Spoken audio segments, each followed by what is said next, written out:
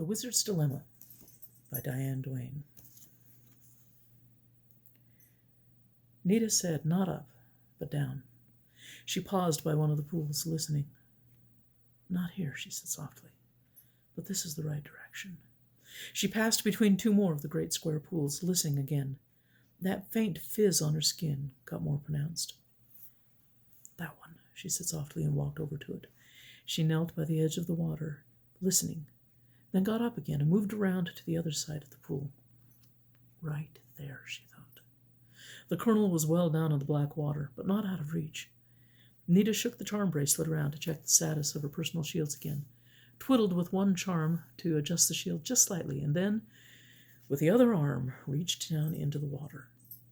It was freezing cold, so cold she could hardly breathe, and she could feel her fingers going numb. But she groped and reached deeper, though she felt the buzzing and stinging of little dark lancets against her skin. None of them was getting through, yet. There. Slowly she reached under what she'd felt. The jabbing of the little black needles against her skin increased, but Nita forced herself not to rush. Slowly she closed her fingers around what was waiting there for her. Slowly she drew it up. It was an apple. 14-year-old Nita Callahan is a wizard. With her best friend and partner, Kit Rodriguez, she's traveled to other worlds, helped keep Ireland from slipping off to an alternate universe fairyland, volunteered to be eaten by a 100-foot-long shark. These kind of things happen when you're trying to save the world. She even fought a face-to-face battle with the lone power, the entity that created death, and won. But what do you do when it's your mom's life that's on the line?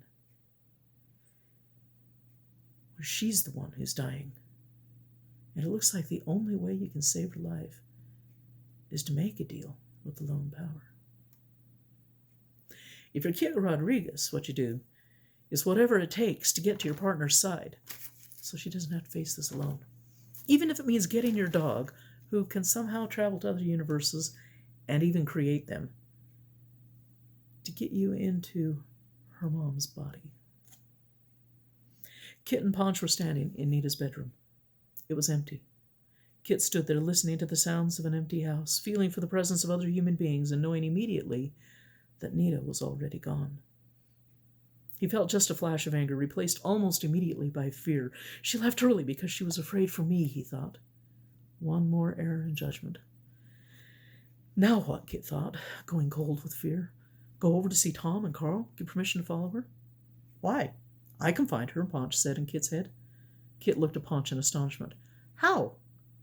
The way I found the squirrels. But that was making a new universe, Kit said. Needs in an old one. One that exists already. We can make some of that one, as if it's new, Ponch said, in a tone of voice that suggested he was surprised this wasn't obvious. The part she's in. Kit couldn't think of anything to say. I know her scent, Ponch said, impatient. We can be where she's gone. Let's go. Kit was uncertain, but time was short. He reached into his claudication and rummaged around it to find the wizardly leash, then slipped it around Ponch's neck and said, Okay, big guy, give it your best shot. Ponch stepped forward, and together they vanished.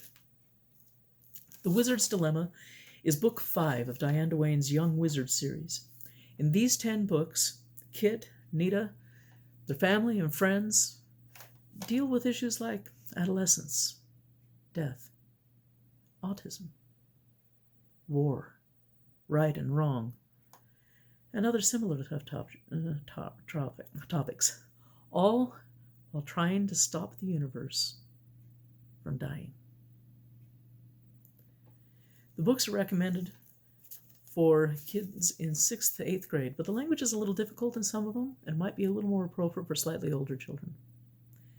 Does Kit get to Nita in time to give her information she vitally needs before she makes a terrible mistake?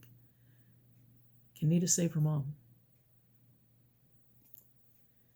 Is she going to pay the lone power's price? And what the heck is a pig doing in heaven? These answers all lie within the covers of The Wizard's Dilemma.